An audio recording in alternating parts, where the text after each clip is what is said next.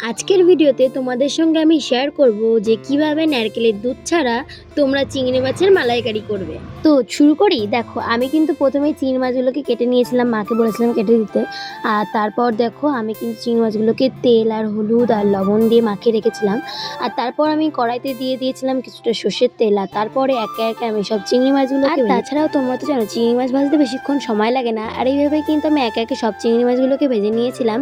আর চিংড়ি মাছ ভেজে রাখার পর আমি কিন্তু ওই তেলেতেই মানে রান্নাটা শুরু করব। তো তার জন্য কিন্তু আমি প্রথমে নিয়ে নিয়েছিলাম দারচিনি, এলাচ আর হলো দুটো তেজপাতা দিয়েছিলাম। আর তোমাদের মতন তোমরা দেবে, আমার যেরকম অনুমান আমি কিন্তু সেরকমভাবেই দিয়েছিলাম। আর তারপর আমি দিয়েছিলাম 3টে গোটা পেঁয়াজ। আর পেঁয়াজগুলোকে কিন্তু গোল্ডেন ব্রাউন করে ভাজতে হবে। আর সেই মতন কিন্তু আমি অনেকক্ষণই প্রায় ভেজে নিয়েছিলাম। আর তোমরা তো দেখতেই পাচ্ছ কীরকম করে ভেজেছি। আর এইভাবে কিন্তু তোমরা ভেজে নেবে গোল্ডেন ব্রাউন করে। আর তারপরে কিন্তু আমি 1 চামচ হচ্ছে আদা পেঁয়াজ রসুন বাটা দিয়েছিলাম। আর তারপর দিয়েছিলাম লবণ। আর তারপরে দিয়ে দিয়েছিলাম 1 চামচ মতন হলুদ।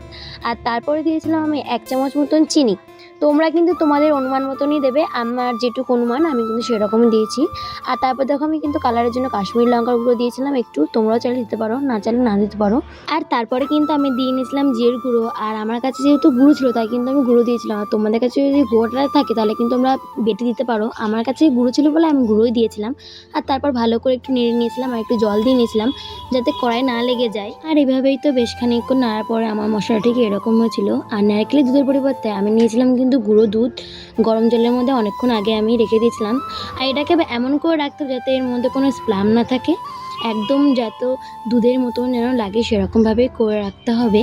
আর তারপর আমি এটাকে তো দিয়ে দিয়েছিলাম কড়াইতে। আর তারপরে একে একে আমি সমস্ত চিংড়ি মাছ কিন্তু দিয়ে নিয়েছিলাম। আর তোমরা কিন্তু চাইলে এইভাবে ট্রাই করে দেখতে পারো, তাহলে কিন্তু খেতে অসাধারণ লাগবে। আর তোমরা যদি কোনোদিন ট্রাই করে থাকো তাহলে কিন্তু আমাকে অবশ্যই কমেন্ট করে জানিও। আর এইদিকে দেখো, তোমার সাথে আমি কথা বলতে বলতে আমার কিন্তু সব চিংড়ি মাছগুলো দেওয়া কমপ্লিট। আর সবশেষে আমি কিন্তু লঙ্কা দিয়ে তারপর আমি ঢেকে রেখেছিলাম 10 মিনিটের জন্য।